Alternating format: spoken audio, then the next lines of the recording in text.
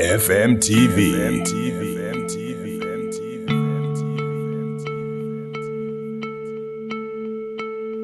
Today I'm joined by Tichatonga, Jaure. Yeah, thank you to fmTV and hello Zimbabwe. I started off I grew up in the suburbs in Vinona. My parents, my father especially, was very talented in sport. And I guess those genes passed on to me. So when I was very young, growing up at home, I would play soccer, I would swim, we had a swimming pool, and I had neighbors. And what happens is my neighbors knew how to swim but didn't have a swimming pool. And from then, they would come over to my house and they taught me how to swim. And I think that's where I started to play sports from this power in community, this power in my neighbors teaching me how to, swim and how to play hockey. And then from there, even though I began to play a lot of sports. My passion sport is hockey. That's the sport that I feel most alive when I play. But I think one thing, especially with people who are good at sport, is you realize that they're very good at coordination if it comes with a ball or any other type of sport. So with tennis, with squash, with cricket, with swimming, your eye coordination with the ball, it actually gets better the more sports you play. Yeah. So I would actually encourage schools and pupils and people, sports players, try and incorporate as many sports as you can. It really does help holistically. But obviously I am very biased to hockey. That was my passion sport. I think I started my career at primary school. I started playing for the A side throughout. I went to St. Michael's, then Hartman House, and then eventually St. George's. But I always had a passion for hockey. I always would find myself in the A side, and that's when I started really starting my career. I think is when I made the A team for hockey. Swimming as well. I also swam in the A teams for swimming. But I was more passionate about the second term, which was the hockey season. Right. That for me was the best term for me. So, did you face any challenges during your journey in sport, or? With life and with everything, you face challenges. Even for those who you may seem make it easy. You talk of professional sportsmen who make it look easy, but they face many challenges. Obviously, there's challenges of injuries. But I think my major challenge was confidence in times when I came from a place where, like I said, I was very good. So there came a time in grade 7 going to Form 1 in a new school and a new team. I got put in the B team. And, it may seem small, but those things really contribute towards your confidence because, you're used to being chosen in the A team. So I started to question, am I really good? What's going on? And everything. I eventually then got moved up. But I think that's a major challenge I experienced even for provincial trials. When I wasn't chosen, or chosen twice in 2 years for the same team, it really then, affected me psychologically and my performance as well.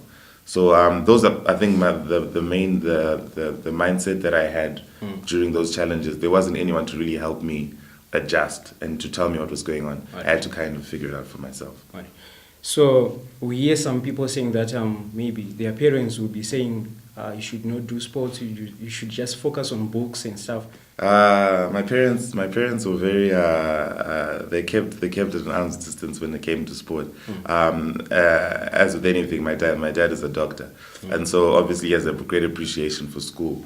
And I would encourage everyone to have an appreciation for school. Unfortunately for me, I hung on to sports as the main thing, and I only wanted to go to school for sport because I started playing first team at a young age.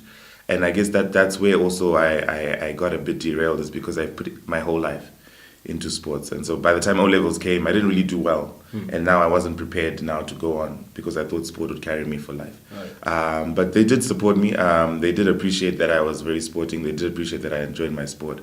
But they did want me to focus on my books. And in hindsight now, I really appreciate what they were trying to do for me. Right. I think it was a great thing. They supported me. Not only in sport, but also to back me up with sport. Right. So, looking at the challenge of you being in the B team, how did you overcome that challenge?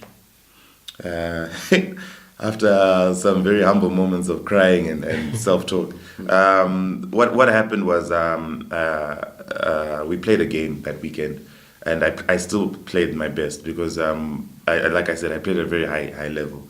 And so by the time that I played that game, the coach then saw that, this guy is possibly not in the right team.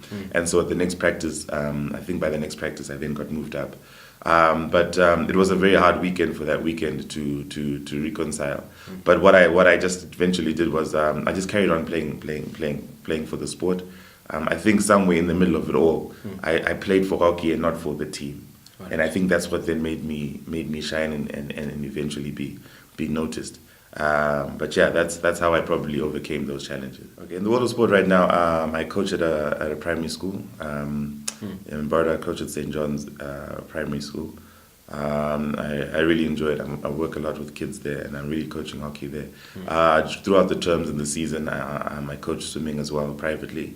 And I'm also fortunate enough to be hosting a show on our national broadcasters at BC for swimming, right. Which I hope to encourage and to teach Zimbabwe simple basics about swimming. I feel everyone should be able to swim, and we're also trying to do one for hockey eventually, just to teach the nation, to coach the nation through TV. The basics of these two sports that I love. All right, that's nice. So, what can you really say to people out there who are starting to venture into the world of sport? I would say follow your dream. As with anything, every person is born with talent, whether it's business, whether it's sport. And so follow what you're strongest at. It's unfortunate because in Zimbabwe, sport is more of a hobby. So if you find that you have a professional soccer player, he may not be able to realize that full potential unless he goes overseas. And once we send people out, it's very hard for us to have something in-house. But I would say is follow your dreams, but be wise at the same time. Like I say, follow your studies. Make sure that you have a plan to help you when soccer comes down. A lot of sportsmen you'll see now are making a lot of money with endorsements, a lot of money with their own brands and stuff, and that's them thinking outside of sport. Afterwards. So I would say follow your dreams, but also be wise. Don't be careless. Don't be reckless. Like with me, don't let your passion blind you from the world and reality that you still have other things to do. There are bills to be paid, and there are many responsibilities that you need to have. So as a sportsman, use everything. Use wisdom. Use your talents, all to work good for you to get you to high places. fmTV.